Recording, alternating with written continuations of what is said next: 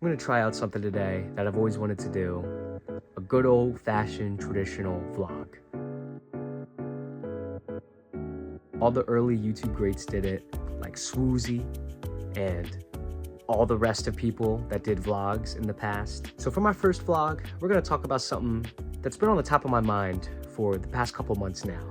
And it's something that everybody thinks about at one time or another. We're gonna be talking about money. I heard that Jackie Chan said that he would never give any of his kids any of his fortune. And I also heard one of the judges on Shark Tank said that when he graduated college, his parents gave him a hug, they gave him a kiss, and they said, "You're cut off." And he said that that was the best thing that ever happened to him. And I wonder if Jackie Chan's kids feel the same way. Now, I think it's good to be generous. And I think a lot of us would like to think, if I made millions, if I had millions, I'd love to give this much to this person, help out this family member, help out this friend from the past. Who wouldn't like to think that, right? But also, I do think that people learn the most when they're under the most stress. For example, I just graduated college a couple months ago. I am in a lot of debt, and that pressure of that debt, the stress of that debt, knowing that I have a large amount of money I have to pay off, has made me come up with ways to make money and save money that I never would have thought of before, like selling things on Facebook Marketplace, finding loose change around the house and rolling them and depositing them at banks, making YouTube videos, a lot of things that I wouldn't have done if my parents just spoon-fed me money. What's the stupidest thing you think people overpay for? In my opinion, it's sunglasses. I don't get how there are whole sunglasses stores that just sell sunglasses until I see the price tag on them. Hundreds of dollars, half a grand, sometimes almost $1,000 for a piece of plastic. And what I've learned is a lot of these sunglasses places are owned by the same company. So when you're going around comparing different sunglasses at different shops, it all goes to the same company anyway. It's really genius when you think about it.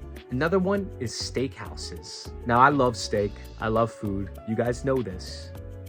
But you can't tell me that a steak at the Capitol Grill that's over $100, $200 sometimes, is 3 times better than my Longhorn Steakhouse Outlaw Ribeye. Is it better? Sure, maybe it is better. It's not 3 times better. People overpay for a ton of things. Buying a better looking car, buying a fancier looking bag, buying designer clothing. It's all making you poorer to make you seem richer. In my opinion, being rich and successful one day isn't having Ferraris and mansions, even though I want all that stuff eventually, sure. But it's waking up and not having to worry about anything and knowing that you could do whatever you want, no matter what clothes you wear, what car you drive, or what house you have. And I would easily trade off all of those things for that freedom. Are you a saver or are you a spender? If I gave you $500 right now, what's your first instinct to do with it? Go. If your first instinct is, I can get this bag, I can buy this shirt, I can get these new shoes that I've wanted for so long, I think you know which one you are. If your first instinct was, it's going straight into my wallet, that's going straight to my savings account, I think that tells you all you need to know. I was lifting with my friend the other day, and he said something like, what's $25? And I'll admit that I used to think that way too. In middle school, high school, night out with friends, on a date, what's $25? What's $50? What's $70? This experience is worth it, right? Now I don't really see it that way anymore. The way I see it now, $25 may not sound like a lot on its own, but if you can make that 4 times, then that's $100. And while $100 isn't gonna do a ton, if you come up with $100 10 different times, that adds up to $1,000. My point is it all adds up, right? And I feel like once you start thinking of money in that way, it makes you think about your spending a whole lot more. And I know what a lot of you guys are already thinking. I can feel you guys already saying it in the comments. Money doesn't give you happiness. Money won't make you a happier person. I am with you. There are plenty of happy people that aren't that rich, and there are a ton of rich people out there that are pretty unhappy. Here's what I'll say about this though.